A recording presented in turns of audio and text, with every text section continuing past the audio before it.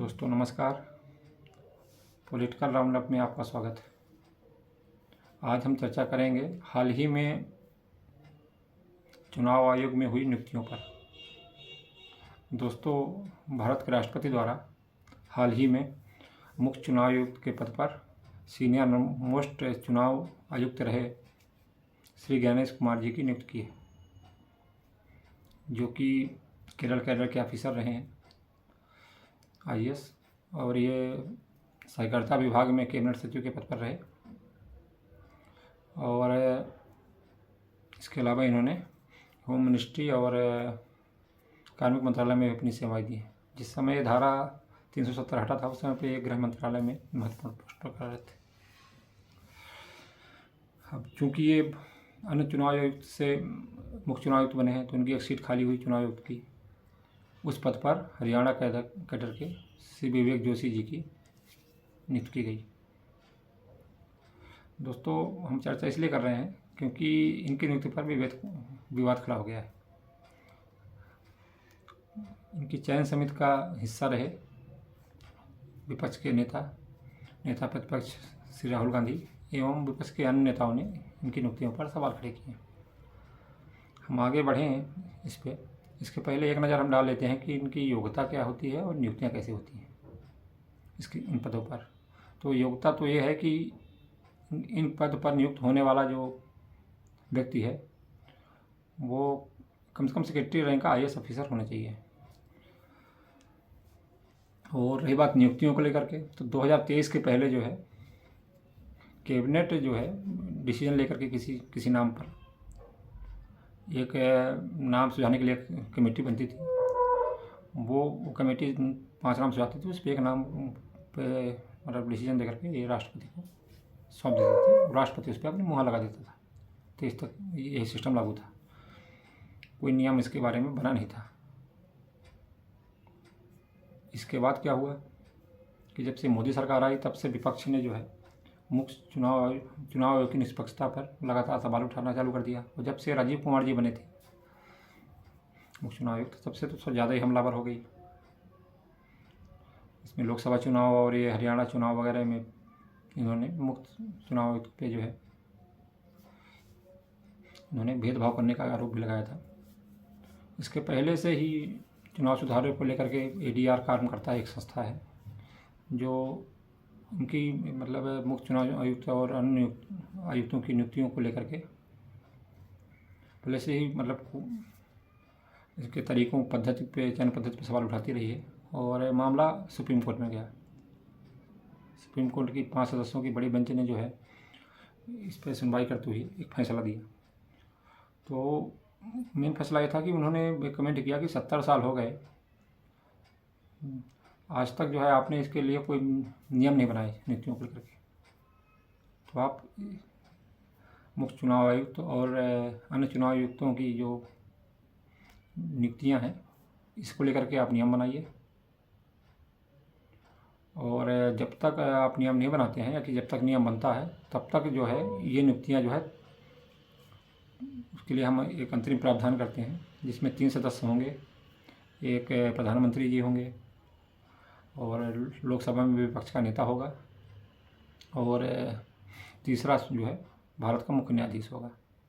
और ये जब तक के लिए था जब तक कि नए नियम लागू नहीं हो जाते इसके लिए। अब हम थोड़ा इनके कार्यकाल पे चर्चा करें तो मुख्य चुनाव आयुक्त का कार्यकाल जो है 6 वर्ष का या कि 65 साल एज जो भी पहले हो वो होता है। और अन्य चुनाव आयुक्त 62 साल या की उम्र या कि 6 साल जो भी पहले हो जाए उस तक रहता है। अब हुआ ये मैटर कि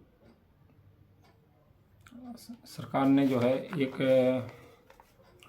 चूँकि सुप्रीम कोर्ट ने बोला था कि आप जो है इनकी नियुक्तियों को लेकर कानून बनाइए, तो सरकार जो है 2023 में मतलब संसद में एक विधेयक लेके आती है जिसका नाम था मुख्य निर्वाचन आयुक्त और अन्य निर्वाचन आयुक्तों नियुक्ति सेवा शर्तें कार्यकाल अधिनियम 2023 इसको लेकर के आती है। और इस पर लोकसभा और राज्यसभा से पारित होकर के राष्ट्रपति के साइन के द्वारा ये कानून बन जाता है। उसमें ये उन्होंने सुप्रीम कोर्ट के फैसले पर एक बदलाव करते हुए उसने जहाँ सुप्रीम कोर्ट का मुख्य न्यायाधीश की व्यवस्था जो सुप्रीम कोर्ट ने माननीय सुप्रीम कोर्ट ने की थी, उसकी जगह पे इन्होंने प्रधानमंत्री द्वारा नामित कोई कैबिनेट मंत्री ये जोड़ दिया। 380 टीम ही रही, जिसमें प्रधानमंत्री विपक्ष का नेता एवं प्रधानमंत्री द्वारा मतलब सुझाया गया कोई अन्य कैबिनेट मंत्री। तो विपक्ष को इसमें से आपत्ति ये रही कि इसमें सरकार का पलड़ा भारी हो जाएगा, क्योंकि जो मंत्री रहेगा कैबिनेट का वही तो उनके है, तो एक से निर्णय जो है जिसको चाहेंगे उसको कर लेंगे। इसलिए फिर से मतलब इसके खिलाफ जो है सुप्रीम कोर्ट में मामला गया जो पेंडिंग है, और उसकी जो सुनवाई है वो अभी मतलब अभी हाल ही में होनी थी, शायद 21 या 22 तारीख को लगी थी उसकी सुनवाई जो है, लेकिन अब जो है उसको फिर से आगे बढ़ा दिया गया है कुछ समय के लिए। तो अब राहुल गांधी जी के पास जब गया, अब ये चूँकि गणेश कुमार जो 18 तारीख को रिटायर हो रहे थे, तो वो पद जो है खाली हो जाता 18 फरवरी को। तो उसकी नियुक्ति के लिए राहुल गांधी को बुलाया गया, क्योंकि विपक्ष के नेता हैं वो लोकसभा में। तो राहुल गांधी जी ने मतलब ये बोलते हुए कि चूँकि अब इस मामले की सुनवाई जो है नज़दीक ही है, 2-3 दिन बाद है, तो आप इसको हो जाने दीजिए, इसके बाद जो है जो फैसला आएगा उस हिसाब से नियुक्तियाँ हो जाएंगी।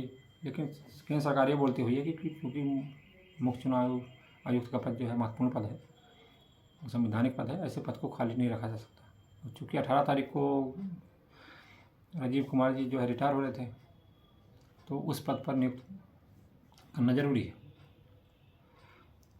तो राहुल गांधी ने एक जो है असहमति डिसेंट नोट लिखा कि हम इसमें शामिल नहीं होंगे, और कोर्ट की सुनवाई होने के बाद ही हम इस नियुक्ति के पक्षधर हैं, और वो शामिल नहीं हुए।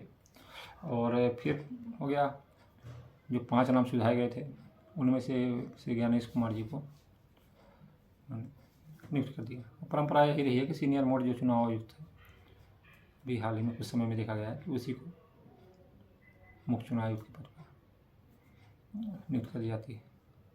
यही मामला है, और विपक्ष लगातार इस पर सवाल उठा रहा है कि जो है राजीव कुमार जैसे ही अपने मतलब उंगली पर नचाने वाले ऑफिसर को चुनाव आयुक्त बना दिया इन्होंने, ऐसा है। लेकिन ऐसा नहीं है।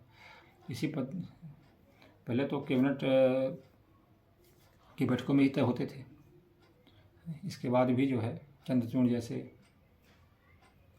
मतलब महान चुनाव आयुक्त जो है इस देश को दिए हैं उसी पद्धति से। तो ऐसा नहीं कहा जा सकता है कि चुनाव आयुक्त जो है ये किसी के फेवर में ही काम करेगा या कि सरकार के फेवर में ही काम करेगा, जब तक कि हम उसके कार्यकाल को ना देख लें। बाकी मामला तो कोर्ट के अधीन है, विपक्ष का काम है सवाल उठाना, वो उठाता रहेगा। और इस मामले की अब चूँकि कोर्ट में मामला है, कुछ समय के लिए आगे बढ़ा होगा, जल्दी सुनवाई होगी, देखते हैं क्या डिसीजन आता है, उसके बारे में फिर चर्चा करेंगे। धन्यवाद दोस्तों। यदि आपको वीडियो अच्छा लगा हो तो लाइक, सब्सक्राइब और शेयर ज़रूर करिए, और जो भी इसमें सुधार की गुंजाइश हो